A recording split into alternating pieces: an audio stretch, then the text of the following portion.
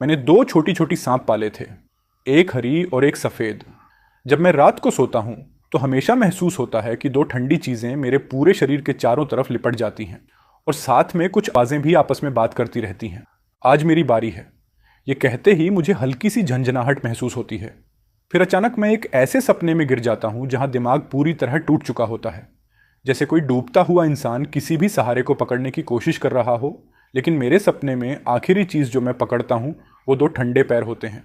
छोटे बदमाश, तुम बिल्कुल ओबीडियंट नहीं हो। असल में तुम इतने लालची हो कि दोनों को ही चाहते हो। कुछ दिन पहले की बात है, मैं दो सफ़ेद चूहे जो लैब से लाया था उन्हें छोटे से एक्वेरियम में डाल रहा था। खाओ। उस एक्वेरियम में दो सांप, एक हरा और एक सफ़ेद, जो हाथ जितने मोटे थे, पेड़ की टहनियों पर लटके हुए थे और हीट लैंप के नीचे आलस से धूप सेंक रहे थे। लेकिन उन्हें चूहों में बिल्कुल भी इंटरेस्ट नहीं था। उन्होंने बस एक बार उन्हें देखा और फिर आंखें बंद कर लीं। कोने में अभी भी वो सफ़ेद चूहे पड़े थे जिन्हें मैंने पिछली बार डाला था। फर्क सिर्फ इतना था कि अब वो सांस नहीं ले रहे थे। मैंने उन मरे हुए चूहों को चेक किया और पता चला कि सबकी गोल ब्लैडर फटी हुई थी। इसका मतलब वो डर के मारे मर गए थे। शुरुआत में मुझे डर था कि अगर ये दोनों सांप ना खाएं ना पिएं तो मर जाएंगे, लेकिन कुछ समय तक उन्हें पालने के बाद मैंने देखा कि वो बिल्कुल ठीक हैं, बल्कि उनमें ग्रोथ के साइंस भी दिख रहे थे। फिर भी मैं हर हफ्ते उन्हें दो चूहे लाकर देता हूँ, कहीं उन्हें भूख ना लगी हो। मैं खुद से ज़्यादा उनकी चिंता करता हूँ क्योंकि मेरे ग्रेजुएशन के लिए वो बहुत ज़रूरी हैं। मैंने समय देखा, लगभग 6 बजने वाले थे। धत तेरे की, मैं लेट हो जाऊंगा। जल्दी से हाथ धोकर मैंने अपना बैग उठाया। विडॉन मेरा मजाक उड़ा रहा था। इतनी जल्दी किस बात की है? क्या किसी खूबसूरत लड़की से मिलने जा रहे हो? मैं शर्म से लाल हो गया। बेकार की बातें मत करो। सिजाइए बस मुझे थैंक्स कहना चाहती है क्योंकि मैंने उसका कंप्यूटर ठीक किया था। ठीक है, और परेशान नहीं करता। तुम दोनों की शादी का इंतजार रहेगा। खाना खिलाना मत भूलना। हम दोनों मजाक कर रहे थे, लेकिन हम में से किसी ने भी ये नोटिस नहीं किया कि उसी वक्त फाइबर ग्लास टैंक में रखी वो दो छोटी सांपों ने अपनी आंखें खोल दी थीं। वो मुझे ठंडी नजरों से देख रही थीं। मैं रात 11 बजे डॉर्मेट्री लौटा। वीडन पहले ही सो चुका था। मैंने बहुत ध्यान से अपने हाथ और पैर धोए। जब मैं वापस आया तो टैंक में बैठी सांप मुझे घूर रही थी। मैं जहां भी जाता उसकी नज़र मुझे फॉलो करती। उसकी ठंडी नज़र ने मेरे अंदर बिना वजह एक सिहरन पैदा कर दी। सच में कोल्ड ब्लडेड एनिमल्स ऐसे ही होते हैं। मैंने उन्हें इतने समय तक पाला, फिर भी मुझे उनसे कोई लगाव महसूस नहीं होता। लेकिन बिस्तर पर लेटने के बाद अचानक मुझे नींद नहीं आई। शाम को मैं अपनी सीनियर के साथ कैफेटेरिया गया था और मैं आम तौर पर कॉफ़ी नहीं पीता, इसलिए जैसे ही पीता हूँ नींद गायब हो जाती है। अधनींद में मुझे महसूस हुआ कि कोई मेरे बेड की कर्टन खोल रहा है। मैं हिलना चाहता हूँ लेकिन हिल नहीं पाता। फिर कुछ मेरी रजाई के अंदर घुसता है, फिसलता हुआ, चिकना। इस इंसान से दूसरी औरतों की स्मेल आ रही है। कितना डिस्गस्टिंग। मैंने नहा लिया है, मुझसे कोई स्मेल नहीं आ रही। मैं चक्कर में हूँ और अनजाने में उनके अजीब थॉट्स में घुस जाता हूँ, लेकिन मैं अपनी आंखें भी नहीं खोल पा रहा। लगता है हमने इसके साथ बहुत ज़्यादा नरमी दिखाई है। हमने इसे इसकी असली पहचान का एहसास नहीं होने दिया। दाईं तरफ से एक आवाज़ आती है, उतनी ही ठंडी, बस बाईं आवाज़ से थोड़ी भारी। लगता है आज हम डेमा माओ का ख्याल रखने वाले हैं। जब उसने ख्याल रखने कहा तो बाईं आवाज़ में हल्की सी मुस्कान थी, जैसे ये उसके लिए बहुत खुशी की बात हो। मेरे अंदर इंस्टिंक्टिवली डर पैदा होने लगा। यह सपना मेरे पूरे जीवन का सबसे डरावना सपना था। धुंधला सा मुझे लगा जैसे दो लड़कियों की आवाज़ें किसी बात पर झगड़ रही हैं, फिर जैसे कोई मान जाता है और उसके बाद मुझे हल्का सा दर्द महसूस होता है। ऐसा लग रहा था जैसे मेरी एनर्जी खींची जा रही हो। इतना रियल कि यह सपना और भी ज़्यादा कंफ्यूजिंग हो गया। मैं एक डूबते हुए इंसान की तरह ऊपर नीचे हो रहा था। गहरी सांस लेने की कोशिश करता, लेकिन सांस ही नहीं ले पा रहा था। तभी एक औरत हल्के से हंसी। उस हंसी ने जैसे मेरे अंदर कुछ एक्टिवेट कर दिया। यह पहली बार नहीं था जब मैंने ऐसा सपना देखा था। मैंने हाथ बढ़ाया। छोटे डे, तुम बहुत शरारत कर रहे हो। कितने लालची हो तुम। उनकी हंसी ने मेरी रूह जमा दी। अचानक एक म्यूजिक बजने लगा। घुटन और दम घुटने का एहसास एक पल में गायब हो गया। मैं झटके से उठ बैठा और देखा कि सुबह हो चुकी थी। सूरज की रोशनी पर्दे पर पड़ रही थी और मेरे दिल का डर धीरे धीरे खत्म हो रहा था। वो म्यूजिक विडन का अलार्म था। उस वक्त मुझे कभी नहीं लगा था कि अलार्म इतना अच्छा लग सकता है। वो मेरे लिए किसी सेवियर से कम नहीं था, क्योंकि वो सपना बहुत ज़्यादा रियल था, जैसे सच में हुआ हो। मैंने नीचे देखा। बिस्तर थोड़ा बिखरा हुआ था और उस पर पानी का दाग था। शायद मैं जागने के लिए बहुत तड़प रहा था। तभी विडोन ने भी पर्दे खोल दिए, चश्मा ठीक किया और तुरंत एक्वेरियम में रखी दोनों सांपों को देखा। वो आंखें बंद करके आराम कर रही थीं। दामाओ, तुम्हारी ये दोनों सांप बहुत अजीब हैं। इन्हें चूहे पसंद ही नहीं हैं। वो दोनों चूहे कोने में सिमटे हुए हैं। उनकी छोटी लाल आंखों में डर भरा हुआ है। हाँ, ये सच में अजीब है। मेरा नाम डेमाओ है और मैं बायोलॉजी में मास्टर स्टूडेंट हूँ, सेकेंड ईयर में। मैंने इन दोनों सांपों को कुछ समय पहले पहाड़ों में पत्थर इकट्ठा करते हुए पाया था। ये किसी भी नॉन स्पीसीज से बिलोंग नहीं करती। उस समय मेरे सुपरवाइजर युगी मेरे साथ थे और एक क्यूट जूनियर भी थी जो मुझसे 1 साल छोटी है। बड़े भाई दाओ, तुम्हें अपनी ग्रेजुएशन थीसिस के बारे में कोई चिंता नहीं है? कंपेनेरा वाकई में स्वीट और अडोरेबल है। जब भी वो मुस्कुराती है उसके गालों पर 2 छोटे छोटे डिंपल पड़ते हैं। वो पता नहीं कब चुपचाप मेरे बिल्कुल पास आ गई थी। जब मैंने मुड़कर देखा तो मेरा चेहरा उसकी चीख के बिल्कुल करीब था। मैं तो एकदम डर गया और तुरंत पीछे हट गया। खुद को संभालने की कोशिश की, पर तभी अचानक कंपेनेरा थोड़ी ज़्यादा इंसिस्ट करने लगी। उसने मुझे एक अजीब सी मुस्कान के साथ देखा और ना जाने क्यों मुझे लगा जैसे मैं उसके जादू में फंस गया हूँ। मैंने मुड़कर अपने सुपरवाइज़र को देखा। सुपरवाइज़र के हमेशा शांत रहने वाले चेहरे ने बस हल्का सा सिर हिलाया। दामाओ, अगर तुमने एक नई स्ट्रेन खोज ली तो ये तुम्हारी लाइफ का सबसे बड़ा साइंटिफिक अचीवमेंट होगा। तुम्हारा नाम टेक्स्ट बुक्स में लिखा जाएगा, साथ ही तुम्हारी खोजी हुई ये 2 छोटी छोटी सर्पेंट्स भी। साइंटिफिक रिसर्च के फील्ड में कौन ऐसा नहीं चाहता, लेकिन मेरी इमीडिएट प्रायोरिटी तो बस ग्रेजुएट होना है। इसलिए मैं इन्हें वापस ले आया और डॉर्म में ही पालने लगा। लकीली वैन भी मेरी तरह बायोलॉजी का पोस्ट ग्रेजुएट स्टूडेंट है। हालांकि उसका सुपरवाइज़र अलग है, पर फिर भी वो मेरे थॉट्स को समझ सकता है। वार्डन भी कुछ फॉक्सेस पालता है, बस स्पीसीज अलग होने की वजह से उसके फॉक्सेस सिर्फ लैब में रखे जा सकते हैं। लेकिन मुझे थोड़ी चिंता है। लगभग 6 महीने हो चुके हैं इन्हें लाए हुए। ये दोनों स्नेक्स लगभग हर दिन ऐसे रहते हैं जैसे हिबरनेशन मोड में स्टक हों। कोई भी यूजफुल ऑब्जर्वेशन नहीं मिलता। मेरे पास ग्रेजुएशन के लिए सिर्फ 1 साल बचा है। उसके बाद भी मुझे डेटा का कंपेरेटिव एनालिसिस करना होगा। वियोन बोला, तो फिर अपने सुपरवाइज़र से बात करो। प्रोफेसर रुयान हमारी स्कूल की सबसे बेस्ट सुपरवाइज़र हैं। कम उम्र में ही प्रोफेसर बन गई। उनके लेवल से तो वो पीएचडी सुपरवाइज़र हो सकती थी और पहली इंटरव्यू में उन्हें तुमसे ज़्यादा खास उम्मीद भी नहीं थी। मैंने सिर हिलाया, लेकिन कहीं अंदर मुझे थोड़ा अनकंफर्टेबल फील हुआ। लुअन की पर्सनैलिटी बहुत एक्सेंट्रिक है, कोल्ड और स्कॉलरली। वो मुझसे नाखुश मेरे पर्सनैलिटी की वजह से नहीं, मेरे रिजल्ट्स की वजह से है। ज़रूरत के अलावा मैं उनसे दूर ही रहता हूँ। पर वैन सही कह रहा था। मैं लैब जाने के लिए तैयार होने लगा, लेकिन जाते जाते जब मैं मिरर में देख रहा था तभी अचानक मेरी नज़र मेरी गर्दन पर 2 हल्के से रेड डॉट्स पर पड़ी। ये जगह काफ़ी स्मार्टली हिडन थी, कॉलर से ढंकी रहती है। मैंने दूसरी साइड भी देखी, वहाँ भी 2 रेड डॉट्स थे, बस उनका रंग थोड़ा डार्क था। मैं तो दिन भर लैब में रहता हूँ, मुझे तो पता भी नहीं चला कि ये कब हुआ। अगर आज मेरी शर्ट का कॉलर थोड़ा मुड़ा हुआ नहीं होता तो शायद ये दिखता ही नहीं। वंड में कोई दर्द नहीं था और समझ नहीं आ रहा था कि इंजरी हुई कैसे। अगले ही सेकंड मुझे कल रात का ड्रीम याद आ गया। मैंने झटके से सिर घुमाया। दोनों छोटी स्नेक्स टेरेरियम में थीं। पता नहीं कब वो जाग चुकी थीं। वो चुपचाप मेरी तरफ देख रही थीं, कोई आवाज़ नहीं, सिर्फ उनकी ठंडी निगाहें। मेरे सपने में जो हल्का सा नेक पेन था वो अब रियल लगने लगा। कहीं ये वही तो नहीं? दोनों स्नेक्स की नज़रें मुझ पर टिकी थीं। अचानक मुझे लगा जैसे स्नेक की लाइफलाइन हल्की सी ऊपर उठी हो, मानो इंसानों जैसी एक कोल्ड सी मुस्कान। उसी समय मेरा फ़ोन बजा। कंपेनेरा का मैसेज था, हरमानो मेयर, सुपरवाइज़र तुम्हें लैब नंबर 2 में बुला रही है। लैब नंबर 2 सुपरवाइज़र का प्राइवेट लैब है, वहाँ कोई और कभी नहीं जाता। लेकिन जब मैंने वापस टेरेरियम की तरफ देखा, दोनों स्नेक्स फिर से अपनी आंखें बंद करके आराम से लेटी हुई थीं। शायद ये सब मेरी ही इमेजिनेशन थी। मैंने खुद पर हंसते हुए सोचा, इतनी छोटी छोटी स्नेक्स और ऊपर से उनके ना हाथ हैं ना पैर।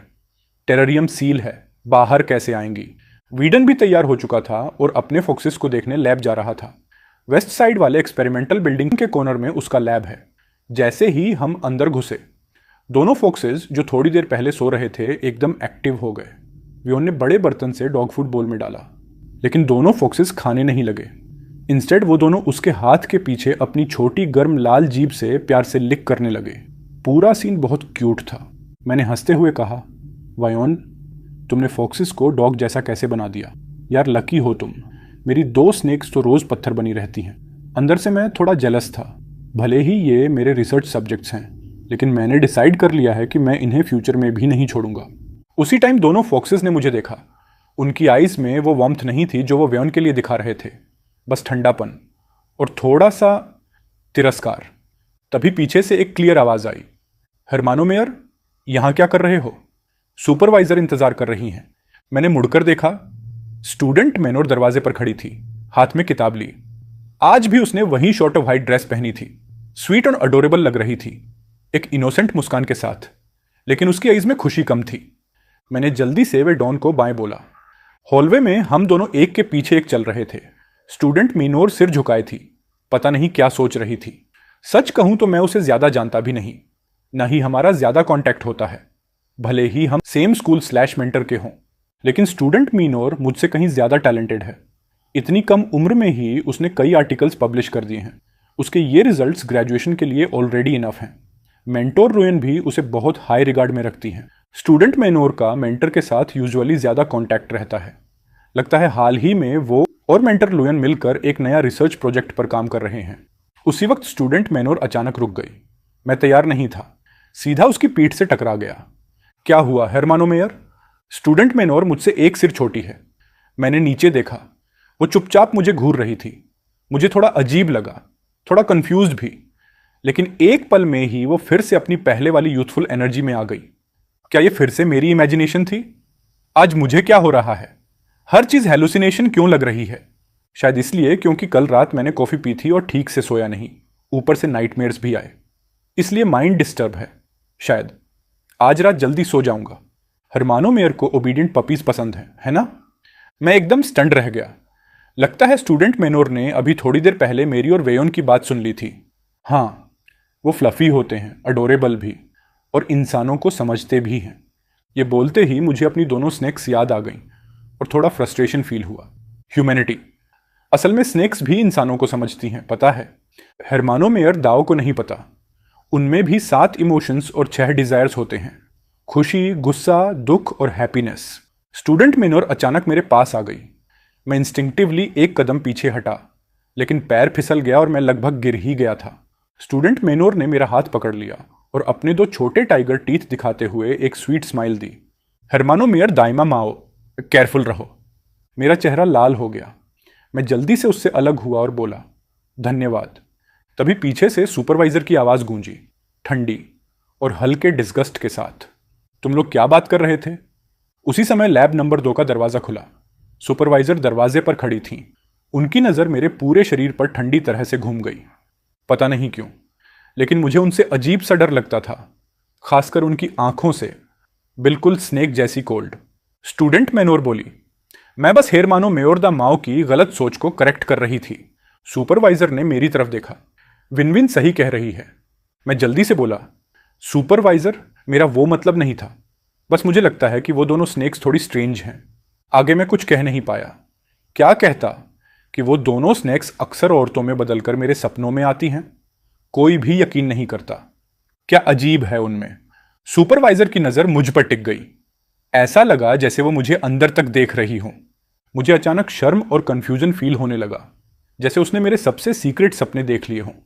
और सच कहूं तो मैं पहले से ही थोड़ा प्लेजर की तरफ झुका हुआ था, तो ये फीलिंग और वियर्ड हो गई। या फिर हेरमानो मेयर ने कुछ और डिस्कवर किया है। मैंने खुद को संभाले रखा। विनिंग की सांस मेरे कान के पास लगी। मुझे गुदगुदी सी हुई, लेकिन मैं हटने में शर्म महसूस कर रहा था। इस वक्त मैं सुपरवाइजर की पियर्सिंग नज़र और विनिंग बिन की मुस्कान के बीच फंसा हुआ था। एस्केप ही नहीं कर पा रहा था। डैन माओ, इस प्रोसेस में डिफिकल्टीज आना नॉर्मल है। निंगिन सही कह रही है, स्नेक्स में भी इमोशंस होते हैं। तुम्हें बस धीरे धीरे उन्हें समझना है। यह प्रोसेस बहुत इंटरेस्टिंग होगा। मैं और निंगिन तुम्हारे साथ हैं। मुझे थोड़ा हेजिटेट करते देख सुपरवाइजर ने मेरे कंधे पर हाथ रखा। अचानक मुझे थोड़ा गिल्ट फील हुआ। इंडस्ट्री की सबसे कैपेबल रिसर्चर मेरी सुपरवाइजर है, और मेरे पास इतनी कैपेबल पार्टनर भी है। मैं उन्हें डिसअपॉइंट नहीं कर सकता। मुझे याद आया जब मेरा इंटरव्यू हुआ था। दमाओ, मैं तुमसे बहुत सेटिस्फाइड हूं। तुम बेस्ट चॉइस हो। मेरी प्रॉब्लम सॉल्व करने के बाद सुपरवाइजर ने मुझे और विनिंग बिन को बताया कि उन्हें हमारी मदद चाहिए। एक सैंपल शिफ्ट करना है। Normally research samples lab building में ही ब्रीड और मेंटेन होते हैं, लेकिन सुपरवाइज़र के लैब में उनका खुद का ब्रीडिंग एरिया है। ये पहली बार था जब मैं लैब नंबर 2 में आया था। ये एक स्पेशियस लैब था, कई सेक्शंस में divided. Operation area, cultivation area, feeding area, और सबसे अंदर फ्लोर से सीलिंग तक ग्लास कंटेनर्स थे जिनमें अलग अलग तरह की स्नेक्स पाली जा रही थीं। सीन काफ़ी स्पेक्टेकुलर था, सब कुछ क्लीन और ऑर्गेनाइज्ड, बिना किसी स्मेल के। हमें कुछ मूव नहीं करना था, लेकिन सुपरवाइजर ने कहा तो करना ही था। वाइनिंग बिन बस खड़ी रही, हेल्प नहीं कर रही थी। ये रिच फैमिली के बच्चे कुछ नहीं करते। मैं उसे बोलने ही वाला था कि मेरे हाथ में पकड़ा लाइड अचानक गिर गया, लेकिन उससे पहले कि मैं रिएक्ट करता, अंदर की स्नेक अचानक बाहर निकली और मुझे काट लिया। जब मैंने उसे हटाया तो मेरे थंब और इंडेक्स फिंगर के बीच ऑलरेडी बाइट हो चुका था, और पैटर्न देखकर साफ था कि यह पॉइजनस है। मेरे शरीर में एक ठंडक दौड़ गई और मुझे चक्कर आने लगे। लाकी लैब में सीरम था, जस्ट इन केस किसी को बाइट हो जाए। मुझे तुरंत ऑपरेशन टेबल पर लिटा दिया गया। वीनिंग ने मुझे सीरम से भरी सिरिंज दी। ठंडी सिरिंज मेरे आम में घुसी और सीरम इंजेक्ट हो गया। दर्द की वजह से मेरे मुंह से अनजाने में आवाज निकल गई, हरमानो मेयर दाइमा माओ, गुड बॉय बनो, जल्दी ठीक हो जाओगे।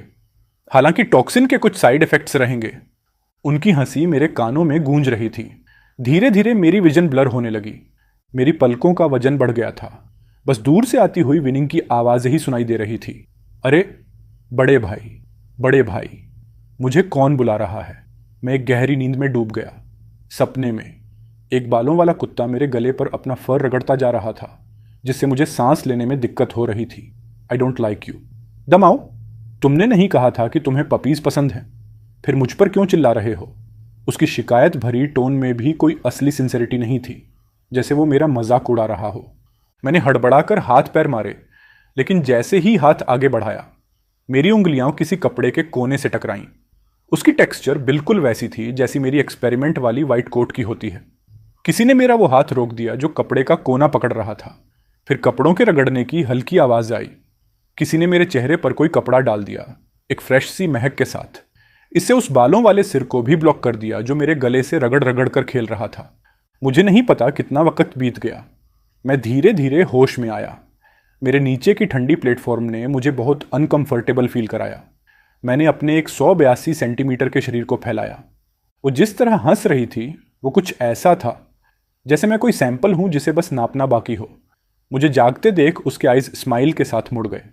बड़े भाई, तुम्हारा स्कैल्प बिल्कुल नॉर्मल है। सुपरवाइजर ने भी उसे नहीं रोका, उल्टा वो कंप्यूटर पर कुछ रिकॉर्ड कर रही थी। मुझे जागता देख बस इतना कहा कि मैं सीरम और स्नेक वेनम की वजह से सो गया था। तो ये सब एक ड्रीम था। लेकिन दिल के अंदर एक अजीब सा डर धीरे धीरे उठने लगा। मेरे सुपरवाइजर और बिनिंग बिन में कुछ गड़बड़ है, लेकिन मेरे पास प्रूफ नहीं है। मैं लैब से भागते हुए बाहर आ गया। पीछे से भी बिनिंग बिन बहुत खुशी से मुझे रेस्ट लेने के लिए याद दिलाती रही। डोरम वापस आकर मैंने कपड़े उतारे। बॉडी पर कोई मार्क नहीं था, बस पहले जो 2 हल्के से रेड डॉट्स थे वो अब एकदम ब्राइट रेड हो चुके थे। मेरे दिल में एक बेवकूफ़ी भरा बट स्केरी ख्याल जागा। कई ब्लरी इमेजेस मिलकर एक शेप बना रही थी। मैं जैसे ही कुछ पकड़ने ही वाला था, डॉर्म की डोर अचानक खुली। डॉन था। उसका चेहरा लाल था, एक्सप्रेशन पूरी तरह पैनिक में। उसने मुझे वापस बुलाकर जैसे किसी बात को ज़बरदस्ती मनवाया और फिर अपनी कही बात पर अड़ गया। वो पूरी रात बाहर नहीं निकला। चाहे मैंने वन को कितना भी पूछा, कोई जवाब नहीं मिला। शायद उसके मन में भी कुछ चल रहा था। कई बार पूछने के बाद मैं कंप्यूटर पर अपने सुपरवाइज़र के बारे में इन्फो ढूंढने लगा और बिनिंग के बारे में भी, लेकिन पूरी दोपहर खोजने के बाद मुझे कुछ भी यूज़फुल नहीं मिला। बस एकदम परफेक्ट वाली प्रेजेस। ऐसा लग रहा था कि मेरा सुपरवाइज़र ल्यूरुयन परफेक्ट से भी ऊपर है। मैंने चुपके से अपनी टांग पीछे की ओर मोड़ी, तभी 2 ठंडी निगाहें मेरी पीठ पर गिरीं। टेबल पर रखे ग्लास टैंक में मौजूद दोनों स्नेक्स मुझे तभी से घूरे जा रहे थे जब से मैंने कंप्यूटर ऑन किया था। वो नज़रें ऐसी थीं जैसे उन्होंने मुझे अपनी प्रे मान लिया हो। मेरे अंदर एक डर भरी फीलिंग आई। अगर ये इतने छोटे ना होते, ये मुझे एक बार में निगल जाते। मुझे नहीं पता ये मेरा डर है या कुछ और, लेकिन एक बात क्लियर है, मुझे अपनी थीसिस जल्द से जल्द खत्म करनी ही होगी। वाई अभी भी सो रहा था। मेरे पास कोई ऑप्शन नहीं था, इसलिए मैं कैफेटेरिया की तरफ चला गया। वहां सिर्फ श्याओ और सीनियर सिस्टर मिली। मेरा चेहरा खराब देखकर उन्होंने चिंता से पूछा। मुझे थीसिस वाले प्रेशर को एक्सक्यूज बनाना पड़ा। आखिर अगर मैं सच बताता, सब मुझे पागल समझते। सीनियर सिस्टर वाकई बहुत काइंड है। उन्होंने कहा, ज़्यादा तनाव मत लो, हेल्थ इंपॉर्टेंट है। बोले, कल स्नेक्स को लैब लेकर आना, वो मेरी हेल्प कर देंगी चेक करने में। मैंने उन्हें ज़बरदस्ती एक मुस्कान दे दी। इससे आपकी थीसिस डिले तो नहीं होगी ना? मैंने पूछा। उन्होंने कहा, सब रेडी है, टॉपिक भी सेलेक्ट, डेटा भी एनालाइज। उनकी सिंसियर एक्सप्रेशन और उनकी स्वीटनेस ने मेरा गिल्ट थोड़ा कम कर दिया। सीनियर सिस्टर सच में एक परफेक्ट गर्लफ्रेंड टाइप लड़की है, लेकिन जैसे ही वो कल रात वाले ड्रीम्स याद आते हैं, मेरा पूरा शरीर ठंडा हो जाता है। सीनियर सिस्टर ने हाथ बढ़ाकर मेरा माथा टच किया। तुम्हारा चेहरा फिर क्यों इतना खराब लग रहा है? थैंकफुली फीवर नहीं है। और तुम्हारे ट्यूटर ने सच में तुम्हें नई स्पीशीज सर्टिफाई करने दी? मैं कुछ बोलने ही वाला था कि बैजिन बिन एक ट्रे लेकर आ गई। दमाओ भाई, क्या मैं बैठ सकती हूँ? उसकी ये सडन पोलाइटनेस मना करने लायक नहीं थी। सीनियर सिस्टर को भी वो पसंद थी। Brainy, cute, sweet. कोई गार्ड नहीं रखेगा ऐसे इंसान के खिलाफ। मैं चाहता नहीं था कि वो बैठे, पर रोकने का कोई रीज़न नहीं था। लकीली बैठने के बाद उसने मुझसे हार्डली कोई बात की, उल्टा सीनियर सिस्टर के साथ ही फन के साथ चैट करती रही।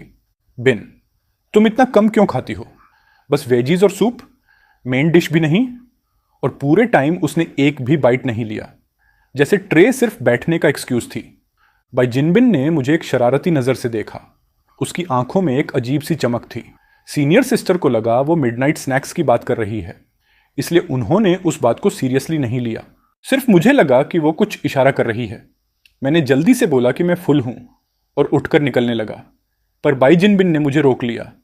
भैया दामाओ, ट्यूटर तो बिजनेस ट्रिप पर है, अब बस हम दोनों ही तो हैं। अगर तुम्हें कुछ चाहिए एनी टाइम मेरे पास आ जाना। पर मैं उस पर भरोसा कैसे करता? उसकी स्वीट सी शक्ल के नीचे कुछ ऐसा छुपा है जो मुझे अंदर तक डरा देता है। डॉर्म में बीन इन दिनों बिल्कुल डाउन पड़ी रहती है, हमेशा हीट लैंप के नीचे सोती रहती है। शुरुआत में तो मुझे लगा कि वो मर गई है। मैंने कांच पर हाथ लगाया, तब जाकर उसने मुश्किल से आंख खोली, फिर वापस बंद कर ली, जबकि दूसरी हरी वाली स्नेक और ज़्यादा एक्टिव हो गई है। इन दिनों मैं भी ठीक से सो नहीं पाया। हमेशा लगता है कि रात में कुछ सपने में मुझे घोंट रहा है, पर उठते ही सब भूल जाता हूँ। दिमाग भी अजीब सा भारी रहने लगा है और गर्दन की वो चोट भी ठीक नहीं हो रही। कहीं पहले वाली जहरीली स्नेक का पॉइजन अभी तक निकला ही नहीं। इसी तरह कंफ्यूज सा मैं कई दिनों से लैब नहीं गया। फ़ोन खोला तो सी का मैसेज देखा। वो चाहती थी कि मैं स्नैक्स लैब ले आऊं, वो मेरी हेल्प करेगी। हाँ, मैं ये कैसे भूल गया था। पर सफ़ेद स्नेक शायद सब समझ रही थी। उसकी आइज़ बिल्कुल रिजेंटफुल थीं। लैब पहुंचते ही मेरा दिमाग थोड़ा क्लियर हुआ। सिगी ने पूछा तो मैंने बहाना मार दिया कि तबीयत खराब थी, इसलिए कई दिनों से बिस्तर पर पड़ा था। इन दिनों लगभग रोज़ 10 घंटे से ज़्यादा सो रहा हूँ। स्लीप खराब है, ये चलो ठीक है, पर जागते हुए भी दिमाग धुंधला क्यों लगता है? वे लाइन फैमिली इश्यूज़ की वजह से चली गई है। डॉर्म में अब अकेला मैं ही हूँ। इतने दिनों से मैं सिर्फ वेस्टिंग टाइम कर रहा था। SII को मुझसे ज़्यादा एक्सपीरियंस है। उसने दोनों स्नेक्स लिए और एक्सपेरिमेंट्स शुरू कर दिए। वाइट स्नेक लगातार रेजिस्ट कर रही थी तो साई ने उसे पकड़ लिया। वो पागलों की तरह शरीर मोड़ रही थी। उसकी आइज़ पागलपन से भरी हुई सिर्फ मेरी तरफ देख रही थी। ग्रीन स्नेक जो लिपटी हुई थी उसे भी सी ने खींचकर सीधा किया। सी की हर मूवमेंट काम और फास्ट थी। डोंट वरी, ये बस स्नेक्स हैं, इन्हें नहीं लगता कि हम इन पर हार्श हैं। साई ने मुझे कंफर्ट किया। उसे लगा कि मैं स्नेक्स के लिए सैड हूं। आखिर मुझे थीसिस भी डिफेंड करनी है। स्नेकर्स लैब में रख दी गई। अजीब बात, उस रात के बाद से मुझे वो सफोकेटिंग नाइटमेयर्स बिल्कुल नहीं आए। मेरा माइंड भी धीरे धीरे बेहतर होने लगा। लेकिन दूसरी तरफ स्नेक्स विजिबल कमज़ोर हो गई। ग्रीन वाली भी एक कोने में सिकुड़ कर बैठी रहती। शरीर का वजन इतना गिर गया कि उसकी स्किन ढीली होकर लटकने लगी। और वो दोनों अब भी मैंने जो वाइट माइस दिए उसे खाती नहीं थीं। बस जब मुझे देखती उनकी आंखों में एक अजीब चमक आती जो डराने वाली थी, जैसे वो मुझे जिंदा ही निगल लेना चाहती हूँ। सुबह फ़ोन की रिंगटोन ने मुझे उठा दिया। देखा तो बहुत सारी मिस्ड कॉल्स और मैसेजेस पड़े थे। पहले मैसेजेस खोले, सीनियर ने भेजे थे। दमाओ, ग्रीन स्नेक ने फाइनली कुछ खाया नहीं, शक किया है। वाइट माउस की पूरी ब्लड उसने चूस ली। तुमने सच में नई स्पीसीज खोजी है। साथ में एक फोटो भी थी। वाइट माउस पूरा ड्राई, जैसे लाइफ खींच ली गई हो। ग्रीन स्नेक की आईज पूरी ब्लड शॉट, कैमरा की तरफ घूरती हुई। खाने के बाद भी उसमें कोई सेटिस्फैक्शन नहीं दिखा, बल्कि और क्रोध भरा लग रहा था। पर मुझे खुशी नहीं हुई, क्योंकि मुझे अपने गर्दन के रेड डॉट्स याद आ गए। मैंने डिस्टेंस नाप कर देखा, 2.8 सेंटीमीटर, बिल्कुल वही डिस्टेंस जो बाइट मार्क्स में होती है। पर मैं तो रोज ग्लास टैंक अच्छी तरह बंद करता हूँ। मैंने आंखें बंद करके डीप सांस ली, बाकी मैसेजेस खोले। वो बिनिन और सुपरवाइजर के थे। वैनिन ने रात भर मैसेज पे मैसेज भेजे थे। भैया लैब नंबर 2 आ सकते हो, हेल्प चाहिए, भैया बचाओ, मुझे तुम्हारी ज़रूरत है, भैया मैं नहीं सह पा रही। आखिरी मैसेज सीनियर के मैसेज आने से पहले का था। सुपरवाइजर का एक ही मैसेज, फ़ोन उठाओ। फ़ोन का पूरा वाइट अवतार देखते हुए मैं कुछ नहीं बोला, बस बाहर निकल गया। मिस्ड कॉल्स देखने की ज़रूरत ही नहीं, दोनों की ही होंगी।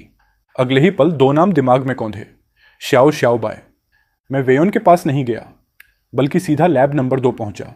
दरवाज़ा खुला था। बाहर पूरी तरह सुबह नहीं हुई थी, कमरा भी हल्की रोशनी में डूबा था। बस कंप्यूटर की स्क्रीन चमक रही थी। एक्साइटमेंट में मैंने ध्यान ही नहीं दिया कि रात भर कंप्यूटर को स्लीप किसने नहीं होने दिया। मैंने कंप्यूटर में अपना नाम सर्च किया। एक फोल्डर तुरंत खुला, उस पर लिखा था डाइमाओ। दिल तेज धड़कने लगा, जैसे अब सच मेरे हाथ में आने वाला था। कंसंट्रेशन में मैं ये नहीं देख पाया कि पीछे कोई कितनी धीरे धीरे पास आ रहा है, और जब तक मुझे एहसास हुआ कोई मुझे पीछे से जोर से पकड़ चुका था। भैया, वीनिंग बिन थी, जो कह रही थी कि वो मरने वाली है, वो तो बिल्कुल ठीक ठाक खड़ी थी। वो मेरे कंधे पर झुकी। उसकी सांस ठंडी थी और उसमें खून की हल्की सी स्मेल घुली थी। ये स्मेल मुझे पहले भी महसूस हुई है। ये ह्यूमन जैसी नहीं, बिल्कुल उन वाइट माइस जैसी जिनको मैं डिसेक्ट करता था। पहले क्यूरियोसिटी में मैंने उससे पूछा भी था ये किसकी स्मेल है, पर तब विनिंग बड़ी मिस्टीरियस बनी रहती थी। बस इतना बोलती कि डायरेक्शन मिल गई है, बस आर्ग्यूमेंट कर रही हूँ। तब तो मैं जेलस भी हुआ था, पर अब कुछ भी जानना नहीं चाहता। मैं निकलना चाहता था, पर निकल नहीं पा रहा था। उसने मेरे कान के पास आकर विस्पर किया, मेरी थीसिस का टॉपिक है ह्यूमंस और स्नैक्स के बीच इमोशनल कनेक्शन। बताओ, क्या एक स्नैक इंसान से प्यार कर सकती है, या इंसान स्नैक से? मैं बिल्कुल फ्रीज हो गया। ये लड़की नॉर्मल नहीं है। काम के नीचे एक ऐसी एग्रेशन उबल रही है जो किसी भी पल फट सकती है, और मैं जो भी जवाब दूं वो मुझे पकड़ कर रखेगी। भैया दाइमा माओ, तुम चुप क्यों हो? क्या तुम्हें मेरे लिए कुछ भी फील नहीं होता? मैंने तुम्हें बुलाया था, पर